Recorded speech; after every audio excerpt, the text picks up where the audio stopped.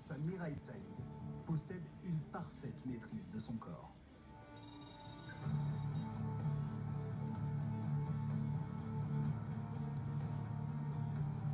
Les anneaux sont une épreuve de force pure disputée à 2,70 m de hauteur. Samir choisit une combinaison de 10 éléments. Plus la combinaison est difficile, plus sa note de départ sera élevée. Avec un barème de 6,9 à Rio, le Français exécutera l'un des 3 passages les plus difficiles au monde.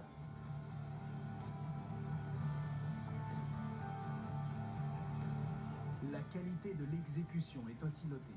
Et pour cela, Samir Aït Saïd a un secret. Il possède une force unique dans les épaules.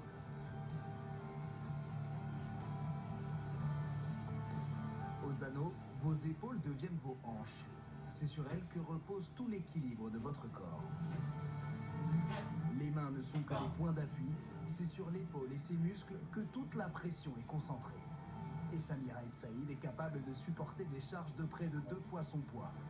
C'est Sébastien Chabal ou un éléphanteau qu'il est capable de soutenir à la seule force de ses épaules. Son mouvement est composé de 6 forces qu'il réalise en moins d'1 minute. Ces forces doivent être tenues 3 secondes pour être validées. 3 secondes, c'est long, surtout quand les juges scrutent la moindre imperfection.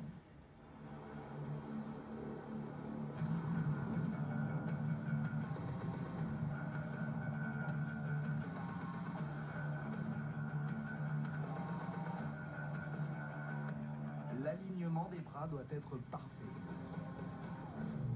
Se désaxer de 10 degrés, c'est perdre 1/10 de point. 10 degrés, c'est une erreur de 8 cm seulement. Samir opère donc avec une marge de manœuvre infime, alors qu'à la fin de son passage, il aura utilisé 90% de sa capacité à contracter ses muscles. Au championnat du monde l'an passé, moins de 2/10 séparaient les 4 premières places. Pour voir sa note s'élever, mieux vaut donner une impression de facilité. Et là aussi, Samir Aït Saïd a un secret. Il y a 4 ans, il décide de déplier ses mains pendant ses forces, en ne reposant que sur ses paumes.